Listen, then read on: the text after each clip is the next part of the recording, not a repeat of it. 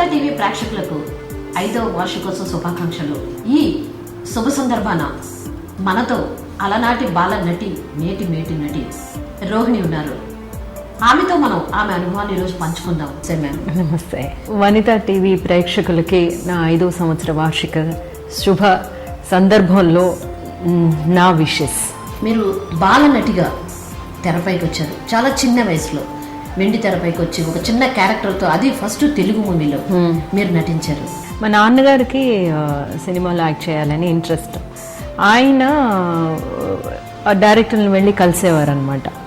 అప్పుడు ఆయనతో పాటు నేను వెళ్ళేదాన్ని. నన్ను చూసి ఆ టైంలోని యశోదా కృష్ణ అనే ఒక పిక్చర్ కోసం కృష్ణుడు వేషంకి, ఆ చిన్న కృష్ణుడి వేషం కోసం వెతుకుతున్నాము, ఈ పాపని మేకప్ టెస్ట్ చేయిస్తారని చెప్పి అడిగారు. మేకప్ టెస్ట్ చేసిన తర్వాత ఓకే అని అనమాట. సో అట్లాగా వచ్చాను. సో తర్వాత మా నాన్నగారికి ఏమో he was very happy. So ఆయన కెరియర్ వదిలిపెట్టి నా కెరియర్ మీద కాన్సన్ట్రేట్ చేశారనమాట. నాతోటే వచ్చేవారు, నన్నే ఎక్కువగా ట్రైన్ అప్ చేసేవారు అనమాట. ఇప్పుడు కెమెరా పక్కన నించుని డైరెక్టర్ ఏం చెప్తే అదంతా ఆయన నేర్చుకుని కరెక్ట్గా కెమెరా పక్కన నించుని నాకు చెప్పించేవారు. ఆయన ఎట్లా చేస్తే నేను అలా చేసేదాన్ని. తర్వాత బాలనటిగా వచ్చి ఆ తర్వాత మీ ప్రయాణం ఎలా కొనసాగింది? తర్వాత ఒక 12 years వరకు చాలా పిక్చర్స్ చేశాను అనమాట. తెలుగులోనే ఎక్కువ చేశాను. చిన్నప్పుడు బాలనటిగా చేసినప్పుడు తమిళ్లో 1-2 పిక్చర్స్ చేశాను. ఆ తర్వాత ఏమో ఎటు కాని వయసు. ఆ తర్వాత స్కూల్ ఎడ్యుకేషన్ అది ఉండేసరికి ఒక 3 years నాకు గ్యాప్ వచ్చిందనమాట. ఆ గ్యాప్లోనే ఫస్ట్ టైం నేను స్కూల్కి వెళ్ళడం అప్పుడనమాట. 11th yearలో I think I went to the school. అట్లా వెళ్ళిన తర్వాత ఒక 15th year వచ్చినప్పుడు మళ్ళీ ఒక మలయాళం పిక్చర్లో హీరోయిన్గా యాక్ట్ చేయడానికి అవకాశం వచ్చింది. పిఎన్ సుందరం గారు అని చెప్పి ఆయన డైరెక్షన్లోను. అందులోని హీరో మా రఘువరన్ గారు అనమాట, మా హస్బెండ్ రఘువరన్ గారు. ఆయనతోనమాట ఫస్ట్ హీరోయిన్గా యాక్ట్ చేశాను నేను. ఆ తర్వాత ఎక్కువగా మలయాళం పిక్చర్లోని బాగా పాపులర్ అయ్యాను. ఆ తర్వాత ఆ పిక్చర్ యావరేజ్గా ఆడింది. సెకండ్ మూవీ చాలా హిట్ అయిందనమాట. ప్రియదర్శన్ దానికేమో ఫస్ట్ టైం స్క్రిప్ట్ రాసిన పిక్చర్ కుయిలినె తేడి అని చెప్పి ఒక లవ్ స్టోరీ. అది చాలా బాగా హిట్ అయింది. దాని తర్వాత ఎక్కువగా మలయాళం పిక్చర్స్. ఆ తర్వాతే తమిళ్లోకి వచ్చాను అనమాట. తమిళ్లో ఎలాగ మీరంటే? తమిళ్లోనేమో ఇళమై కాలంగళని ఒక పిక్చర్ మణివణన్ గారు డైరెక్ట్ చేసిన పిక్చర్ అనమాట. ఆ పిక్చర్లోని ఒక చాలా ఇంపార్టెంట్ క్యారెక్టర్, మోహన్కి మేనగోడలుగా ఒక క్యారెక్టర్. దానికేమో స్టిల్స్ రవి ఫోటోగ్రాఫ్స్ అయ్యి తీసి ఈ అమ్మాయి బాగుంటుంది అని చెప్పేసి అనేసరికి దెన్ ఆ పిక్చర్ ద్వారా తమిళ్లోనే ఎంటర్ అయ్యాను. బట్ దాని తర్వాత కూడా చాలా గ్యాప్ తమిళ్లోనే. మళ్ళీ నాకు మంచి కరెక్ట్ అయిన ఎంట్రీ అని చెప్పాలనుకుంటే భాగ్యరాజ్ గారి డైరెక్షన్లో పౌను పౌనుదాన్ అని చెప్పి ఒక పిక్చర్ అనమాట. ఆ తర్వాతే తమిళ్లో. స్కూల్కి వెళ్ళలేదు మీరు? అవును. ఎప్పుడైనా ఫీల్ అయ్యారా స్కూల్కి వెళ్ళలేదు? చాలా ఫీల్ అయ్యాను. చదువుకోలేదు? చిన్నప్పుడైతే అసలు నచ్చేది కాదనమాట. స్కూల్కి ఏమో 5th standardలో చేర్పించారు. 5th standard నుంచి ఆ 1 yearలో చాలా బాగా చదివానని చెప్పి 7th standardకి డబుల్ ప్రమోషన్ చేశారు. ఆ తర్వాత ఏమో ఇంకా 8th standardకి వెళ్ళేసరికి then I could not continue studies again. But నాకు చిన్నప్పుడంతా స్కూల్కి వెళ్ళాలి అనిపించేది. బిగినింగ్లో ప్రాబబ్లీ స్కూల్ ఎగ్గొట్టేసి వస్తేనేమో షూటింగ్కి వస్తే వెన్న మొదలు పెడుతున్నారు, తర్వాత ఇట్లా కృష్ణుడిగా నటిస్తే అలాంటిది ఏదైనా ఉండేదేమో కానీ. బట్ లేటర్గా I wanted to be with my PR group అనమాట. ఆ వయసులో ఉన్న పిల్లలతోటి ఆడుకోవడం అది చాలా మిస్ అయ్యాను. 12th year 13th year తర్వాత మళ్ళీ డిస్కంటిన్యూ చేసినప్పుడు చాలా బాగా మిస్ అయ్యాను అనమాట. అప్పుడు I started reading a lot. బుక్సే నాకు పెద్ద గురువులు అనమాట, పాఠాలు. సో బుక్స్ అంటే ఎటువంటి బుక్స్ చదివేవారు? Started with very readers digest condensed novels ఉండేవి. తర్వాత లైబ్రరీకి వెళ్ళి, తర్వాత మా నాన్నగారి దగ్గర చాలా మంచి కలెక్షన్ ఉండేదన్నమాట. తెలుగు కూడా చదువుతాను. చలం గారి మైదానం, శ్రీశ్రీ కవితలు ఇవన్నీ చదివాను అనమాట. బట్ అన్నీ చదివాను. సినిమాల్లో నెమ్మదిగా తమిళ మలయాళం అయిన తర్వాత తెలుగులోకి మళ్ళీ ఇప్పుడు క్యారెక్టర్ ఆర్టిస్ట్గా వస్తున్నారు. ఎలాగా ఈ క్యారెక్టర్ వైజ్ పాత్రలు మాత్రం ఎంచుకుంటున్నారు? చాలా రోజుల నుంచి చాలా డైరెక్టర్స్, నాకు అందరూ బాగా తెలిసిన డైరెక్టర్సే. బికాజ్ డబ్బింగ్ ఎక్కువగా చేసేదాన్ని. తెలుగు పిక్చర్స్కే ఎక్కువగా డబ్బింగ్ చెప్పాను అనమాట. గుణశేఖర్ గారి పిక్చర్లకి. తర్వాత గుణశేఖర్ గారు ఒకసారి అడిగారనమాట ఏదో ఒక పిక్చర్కి మదర్ క్యారెక్టర్ చేయమని. వెన్ ఐ వాజ్ జస్ట్ ఒక 32-33 years old. అప్పుడేమో నేను అయ్యో ఏంటండి నన్ను ఇప్పుడే మీరు మదర్ క్యారెక్టర్కి ఎందుకు పిలుస్తున్నారు, అంత ఇంట్రెస్ట్ లేదని చెప్పాను అనమాట. But Nandini when she came and narrated కదా, నరేట్ చేసినప్పుడు ఏదో ఒక ఫ్రెష్నెస్ ఉండింది. ఏదో మా బాబుతో నేను ఉంటున్నట్టు సీన్స్లా అనిపించాయి అనమాట. సో అదొక పెద్ద ప్రాబ్లంగా అనిపించలేదు ఆ టైంలోని. And then female director first time direct చేస్తుంది, నేను కూడా డైరెక్ట్ చేయాలి అనుకున్న ఆ టైంలోను. సో ఒక గ్రూప్ లాగా we thought okay let's just do it, encourage చేద్దాం అని చెప్పి అలా మొదలైంది. అమ్మ క్యారెక్టర్ అంత వర్కౌట్ అవుతుంది, ఇంత వర్కౌట్ అవుతుందని అనుకోలేదు.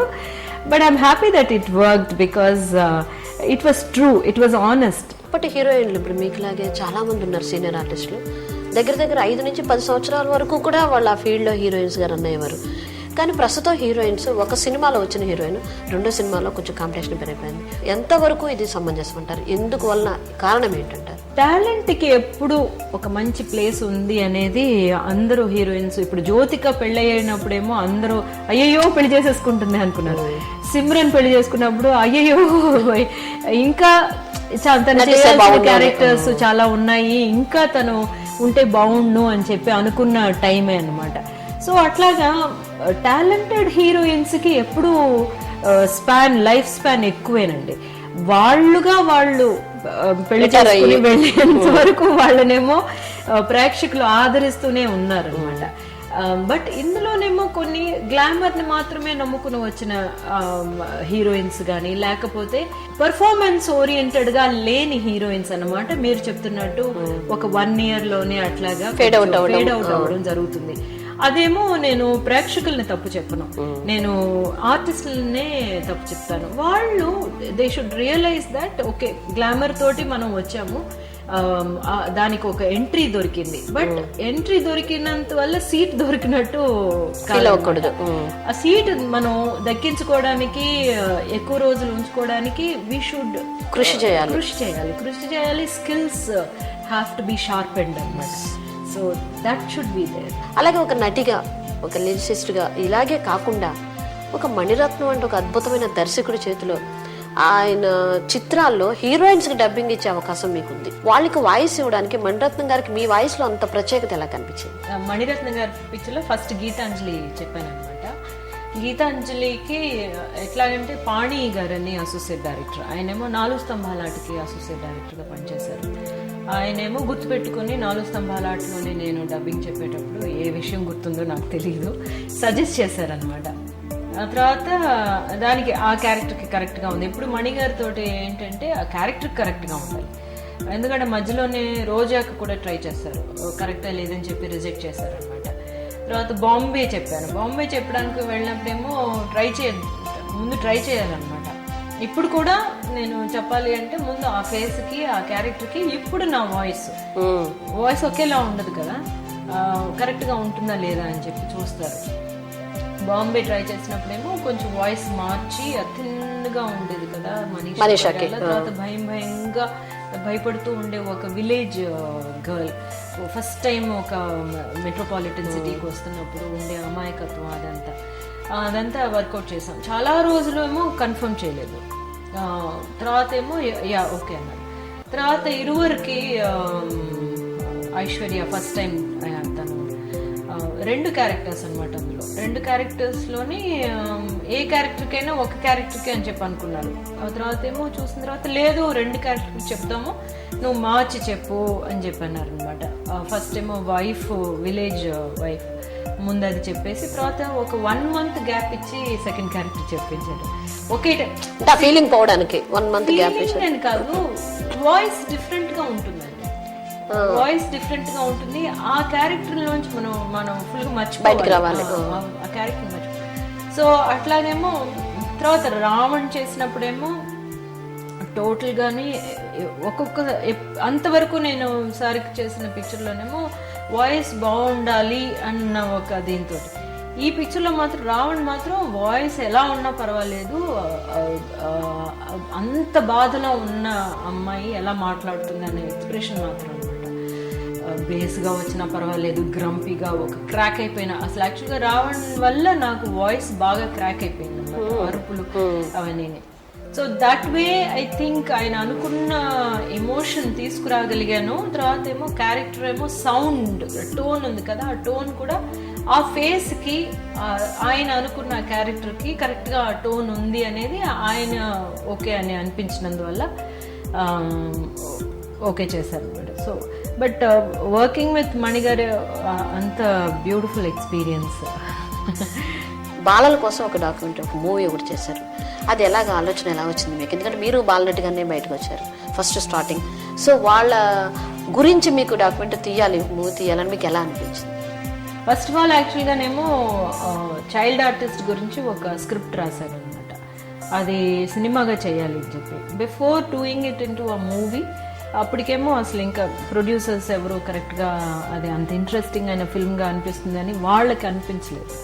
అందువల్ల ఏమో సరే ఏమీ పని లేదు అన్నప్పుడేమో డాక్యుమెంటరీ చేద్దాము అని చెప్పేసి అనిపించింది. ఎందుకంటే నేను చైల్డ్ ఆర్టిస్ట్గా ఉన్నప్పుడు ఎట్లాంటి సిచ్యువేషన్ ఉంది, ఇప్పుడు ఎలా నాకు తెలిసిన ఒక సెల్ఫ్ ఎక్స్పీరియన్స్, తెలిసిన విషయం నేను మాత్రమే దాన్ని కరెక్ట్గా చెప్పగలను. నా జడ్జ్మెంట్, నా ఒపీనియన్ ఇస్ 100% ట్రూ అనమాట. So but at the same time ఒపీనియేటెడ్గా ఉండకూడదు, జడ్జ్మెంటల్గా ఉండకూడదు అనుకునే చేశాను. But still it is my point of view అనమాట. అది చేయాలి అనిపించింది. ఎవరో ఒకళ్ళేమో సజెస్ట్ చేశారు, వెంటనే స్టార్ట్ చేశాను. డాక్యుమెంటరీ కదా, as why I'm going I can do it అని చెప్పేసి అదేమో it started coming through very well అనమాట. అప్పుడు ఇంకా అది చేసిన తర్వాత స్క్రీన్ చేసాము, సత్యంలో స్క్రీన్ చేసాము. It went to lot of festivals, ఒక 10-12 ఫెస్టివల్స్కి వెళ్ళింది. లాస్ ఏంజల్స్ ఫెస్టివల్కి, తర్వాత బాంబే. అండ్ పిక్చర్ గురించి ఒక పిక్చర్ ఒకటి డైరెక్ట్ చేశారు కదా? ఒక ఫీచర్ ఫిల్మ్ డైరెక్ట్ చేస్తున్నాను తమిళ్లోను. చేరన్ గారు ప్రొడ్యూస్ చేస్తున్నారు. ఆటోగ్రాఫ్ పిక్చర్ డైరెక్ట్ చేశారు కదా, ఆయన ప్రొడ్యూస్ చేస్తున్నారు. ఆయన ఒక ముఖ్యమైన కథాపాత్రం చేస్తున్నారు అనమాట. తర్వాత ఏమో నిత్యా మేనన్ యాక్ట్ చేస్తుంది. సలీం కుమార్ అని మలయాళంలోని he got a national award 2 years ago. ఆయన, నాజర్ గారు, పశుపతి, ఇట్లాగా వీళ్ళు కాకుండా ఇంకా మంచి actors, new first time act చేస్తున్న యాక్టర్స్తో పాటు ఒక 14 years old బాయ్ గురించి అనమాట, వాడి జర్నీ అనమాట ఈ పిక్చర్. యాక్చువల్గా మన కమర్షియల్ ఆస్పెక్ట్స్ నుంచి చూసుకుంటే it's an experimental film, but it's an emotional story. ఇప్పుడు మనకి తెలుగులో కూడా పాపం పసివాడు ఇలాంటి పిక్చర్లు జరిగినట్టు అనమాట. ఈ పిక్చర్ కూడా ఆ బాబుతోటి ట్రావెల్, పడే కష్టాలు అన్ని దాంతో ట్రావెల్ అవుతుంది. సో ఇది ఆల్మోస్ట్ ఒక 80% షూట్ అయిపోయింది. ఇంకొక 10% అనమాట I have to finish the shoot and that's what. నటిగా, డైరెక్షన్ ఫీల్డ్, డబ్బింగ్ ఫీల్డ్, లిరిసిస్ట్గా, స్క్రీన్ రైటర్, ఇన్ని రకాలు ఏది మీకు ఇష్టమైన ఫీచర్? అంటే ఇలా అన్ని మీకు ఇష్టమై ఉండుంటాయి, పోనీ ఏది కష్టమైంది? ఇష్టమైంది అంటే నటిగా ఐఎమ్ వెరీ హ్యాపీ. తర్వాత ఏమో డైరెక్షన్ చాలా ఇష్టం అనమాట. ఇప్పుడు చేసిన తర్వాత ఇంకా అర్థమవుతుంది this is what is my future అని చెప్పి.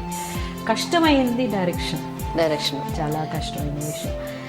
మెయిన్గా పీపుల్ మేనేజ్మెంట్ అని ఉంటుందన్నమాట. రైట్ ఫ్రమ్ ద ప్రొడ్యూసర్ నుంచి మనకి టీలు ఇచ్చే వాళ్ళ వరకు మనం మేనేజ్ చేస్తూ ఉండాలి. అంటే ఆంధ్రప్రదేశ్ ప్రభుత్వం మీకు ఒక అవార్డు కూడా ఇచ్చింది బెస్ట్ ఫీమేల్ ఆర్టిస్ట్గా, అలాగే ఒక నేషనల్ అవార్డు కూడా ఒక గౌరవంగా అందించింది. ఆ పిక్చర్ గురించి చెప్పండి.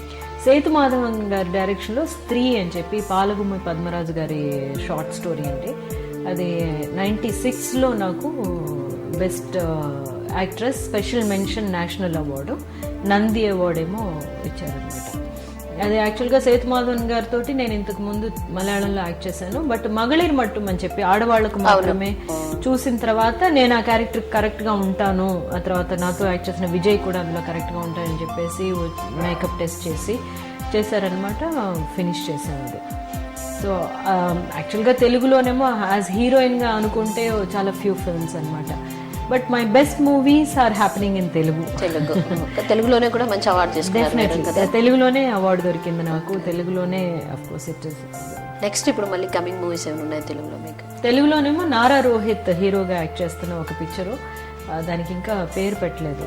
కార్తికేయ అని చెప్పి ఒక డైరెక్టర్ అనమాట, కొత్త డైరెక్టర్, అందులో యాక్ట్ చేస్తున్నాను. అదే ఇంతవరకు నా పిక్చర్ ఫినిషింగ్ స్టేజ్లో ఉంది. ఇప్పుడు ఒక 20% చేయాలి, తర్వాత పోస్ట్ ప్రొడక్షన్ అంతా ఫినిష్ చేయాలి, వర్క్ ఉంది. తెలుగులో మీకు ఇన్స్పిరేషన్ అయిన క్యారెక్టర్ ఏదన్నా, అలాగే మీకు ఇష్టమైన హీరోయిన్స్, అది పాతోళ్ళే కానివ్వండి ఇప్పటోళ్ళే కానివ్వండి, ఎవరైనా సరే. తెలుగులో ఇన్స్పిరేషన్ అంటే సావిత్రి గారు. డెఫినెట్లీ సావిత్రి గారు మించిన ఒక యాక్ట్రెస్ని నేను ఇంతవరకు లేరు కూడా అస్సలు. తర్వాత ఏమో ఎస్వి రంగారావు గారు మై ఐడల్స్ అనమాట వాళ్ళిద్దరూను. ఎస్పి బాలసుబ్రహ్మణ్యం గారు, the way he handles his ఒక అంత ఆరాధన అనమాట ఆయనకి తన ప్రొఫెషన్ మీద. ఇట్లాగా చాలామంది ఉన్నారు, బాపు గారు. ఇట్లాగా ఇన్స్పిరేషన్స్ అంటే తెలుగు ఇండస్ట్రీలో నాకు చాలామంది ఉన్నారు. జయసుధ గారి పెర్ఫార్మెన్సెస్ చాలా ఇష్టం. అందులో ఒక విధమైన ఒక చిలిపితనం ఉంటుంది, ఒక విధమైన రియలిస్టిక్ టచ్ ఉంటుంది, చాలా ఆనెస్ట్గా ఉంటాయి ఆవిడ. ఇంతవరకు ఆవిడకి ఒక నేషనల్ అవార్డు రాలేదు అనేది నాకు చాలా I use to feel very bad అనమాట. ఆవిడకి కానీ రాధికకి కానీ రాకపోతే మాకు రాకపోయినా పర్వాలేదు అంటూ ఉంటాను. సో దే ఆర్ సచ్ ఆణిముత్యాలు అనమాట మనకి దొరికిన తెలుగు ఇండస్ట్రీలో ఉన్న ఆణిముత్యాలు. రైట్ టు ది నిత్యా మేనన్ వరకు మనకి వీ హ్యావ్ సచ్ అద్భుతమైన నటీమణులు ఉన్నారు. డెఫినెట్లీ. కుటుంబం ఎంతవరకు ప్రోత్సాహాన్ని అందించాలి? ఎటువంటి ప్రోత్సాహం లేకపోయినా మహిళలు సాధించగలరా? అది దానికి సమాధానం చెప్పాలి. మహిళకి కుటుంబ ప్రోత్సాహం అనేది చాలా కష్టం అనమాట మన సెటప్లోనే. మహిళే కుటుంబానికి ప్రోత్సాహం, అన్నిటికీ సెంటర్ పాయింట్ బిందు మహిళ అనమాట. తను బిందువుగా ఉండి అన్ని విషయాల్ని జరిపిస్తే తప్ప ఏ విషయం జరగదు. But at the same time having said that అనమాట, మహిళ ఎంత ఇంపార్టెంటో అదే విధంగా ఒక మగ అతను అనేది ఆయన పురుషుడి సపోర్ట్ అనేది, పురుషుడి ఇది ఎంతవరకు అతని మీద కూడా, అతని భుజాల మీద కూడా కుటుంబం జరుగుతుంది అనేది చాలా ఇంపార్టెంట్ అనమాట. I'm not taking away anything away from a man in a family structure అనమాట. బట్ వాళ్ళకంటే కొంచెం ఎక్కువగానే మహిళ శ్రమ పడాల్సి వస్తుంది అనేది మన స్ట్రక్చర్లో ఉంది. బట్ అదేమో ఒక కంప్లైంట్గా నేను చెప్పట్లేదు, ఒక గర్వంగా చెప్పుకుంటున్నాను. నేను గర్వంగా భావిస్తున్నాను. మనం చేయగలుగుతున్నాం ఇన్ని విషయాలు, ఇవి అంతా ముందుకి లాక్కెళ్ళగలుగుతున్నాం, ఈ బండిని సక్సెస్ఫుల్గా లాక్కెళ్ళగలుగుతున్నాం అనేది, సంతోషంగా చేస్తున్నాం అనేది. సో మహిళకి ఇంత ఉన్నతమైన అంటే మహిళ అన్ని రంగాల్లోనూ దూసుకెళ్తాను ప్రస్తుత పరిస్థితుల్లో. అదే నేపథ్యంలో, అదే సందర్భంలో మహిళల మీద విపరీతమైన హింసలు పెరిగిపోతున్నాయి. అది గృహ హింసే కానివ్వండి, బయట అత్యాచారాల దగ్గర నుంచే కానివ్వండి, ప్రతిదీ కూడా మహిళల మీద ఇప్పుడు ప్రస్తుతం ఉండే తరుణం మాత్రం చాలా ప్రమాదకరమైన స్థాయిలో ఉంది. అది ఏంటంటారు? దీనికేమో యాక్చువల్గా కరెక్ట్గా అర్థం చేసుకోవాలండి దీన్ని. బేసికల్లీ ఏమో మహిళల మీద అత్యాచారాలు అనేది ఎప్పుడు జరుగుతున్నాయి, అది ఇప్పుడేమో మన సొసైటీ దాన్ని బాగా ఫోకస్లోకి తీసుకొచ్చే సొసైటీగా మనం ఇప్పుడు మారాం. ఇది జరగకూడదు అనేది మహిళలు మాత్రమే చెప్తూ వచ్చిన విషయాన్ని ఇప్పుడు మగవాళ్ళు, పురుషులు కూడా చెప్పడం స్టార్ట్ చేశారు. ఇది జరగకూడదు, we have to take it, we can not take it like this అని చెప్పేసి, దీనికి ఏదైనా మనం ఒక మార్గం కనిపెట్టాలి, దీన్ని మనం ఆ చీడ పురుగుని మనం తీసి పారేయాలి అన్న దాంట్లోనేమో మహిళలకు మాత్రమే ఉన్న వాయిస్తో కలిపి ఇప్పుడు పురుషుల వాయిస్ కూడా చేరిందనమాట. అలాగా అవేర్నెస్ క్రియేట్ చేయడం మాత్రమే కాదు, దీనికి బేసికల్గా ఉన్న ప్రాబ్లం ఏంటి అనేది మనం అర్థం చేసుకోవాలి. దీనికి బేసికల్గా ఉన్న జరుగుతున్న ఒక మెంటల్ ఇది ఏమిటి, స్టేటస్ ఏమిటి, మైండ్ సెట్ ఏమిటి, ఇట్లా జరుగుతున్న విషయాలకి బిహైండ్ ఉన్న ఒక సిక్ మైండ్ ఎట్లాగా బిహేవ్ చేస్తుంది, ఇట్లాంటి ఒక విషయానికి వెళ్ళడానికి ఆ సిక్ మైండ్ ఎట్లాగా తయారవుతుంది అనేది మాత్రం మనం ఇప్పుడు మన సమాజం అనేది ఒక తల్లిలా చూడాలండి ఈ విషయాన్ని.